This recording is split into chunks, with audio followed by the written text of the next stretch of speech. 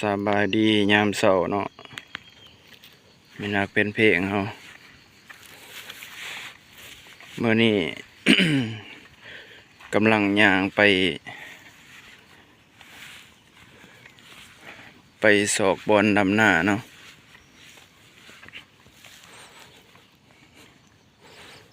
ของก็อยากสั่นแน่เพราะว่าถือถ่าย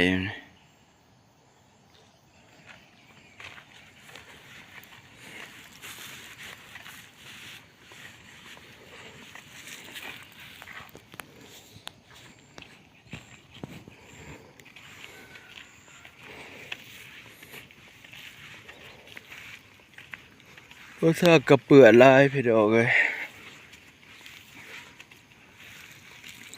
ย่างเอากระซำหอดบาน2 ลักแต่หน้า5 บาทผู้ที่2 ลักบางคนก็คอมเมนต์เข้ามาว่าสู้ๆเด้อคือบบ่ขี่รถก็บ่มีแน่คอยย่างไปนี่ละ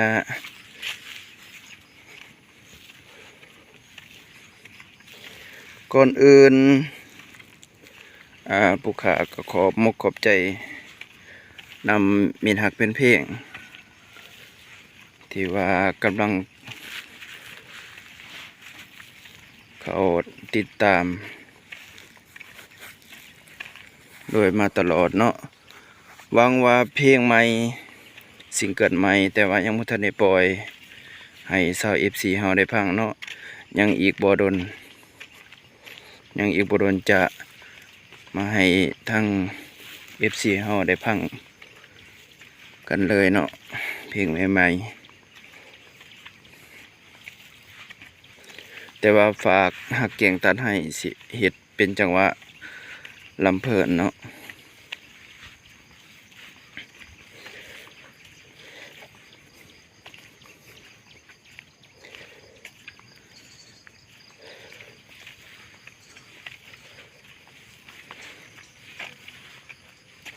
นี่ก็คือสวนมันเขา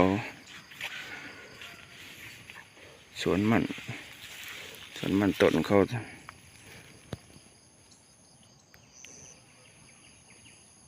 สวนมันต้นเขาอยู่แถวเข็มทางเมืองนะ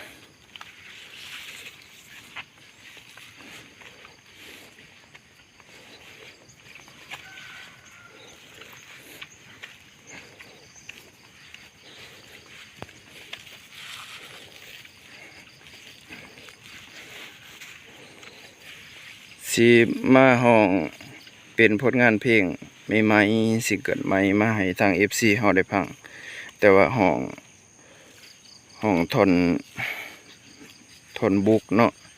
ทนบุกนี่ก็คือว่าทนบุกนี่ก็เขาเอิ้นว่าอัน ภาคกลางว่าซะเนาะความลาเฮาที่ว่าภาคกลาง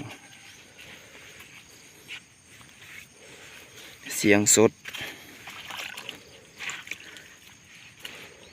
จะบ่ดีในยามเช้านี่ก็ได้เอามาฟังกันเลยเนาะได้พบน้องลาอยู่แก้งสาลาสงกรานต์ผ่านมาได้พบน้องที่ตัดให้สงกรานต์ปีนี้คนดีจะไปแกงใดไปเนาอยู่แกงตาดให้หาก3 วัยไปแล้วเนื้อทองได้มาพบน้องเนื้อทองน้องสาวคนงามสาวบ้านห้องคามคนงามก็ยิ่งเอื้อนใดสมที่เขาสาว่าน้องเป็นสาวผู้ไทยมาเนาอยู่แก้งตาดให้หาก3 วัยไปแล้วเนื้อทองได้มาพบน้อง เนื้อทองน้องสาวเสื้อแดงไอ้หลงฮักเจ้าคำแพงสาวเสื้อแดงอยู่แกงตาดให้ไอ้ขอมอบให้หัวใจให้น้องดูแลอย่าให้มันหักมันแพ้สวยดูแลหัวใจให้ดีนี่ก็คือเป็นผลงานเพลงใหม่ๆเนาะสิ่งเกิดใหม่แต่สิเฮ็ดแบบสไตล์เป็นลำเพิ่นแบบชาวพื้นบ้านเฮาเนาะ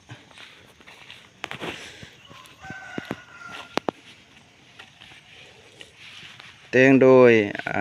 ผู้ขายเองเนาะแต่งหนทางก็เปื้อนหลาย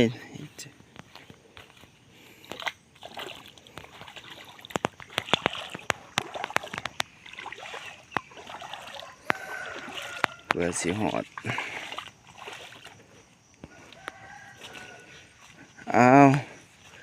คลิปสำนี่ฝากเท่านี้ก่อนเด้อทางมีทางเป็นเพลงเฮาบางจังบางเทื่อก็สิได้ถ่ายบทนำหน้าให้เบิ่งอีกมื้อนี้เนาะคลิปสำนี่ก็จบเพียงเท่านี้เนาะขอกล่าวคำว่าสบายดี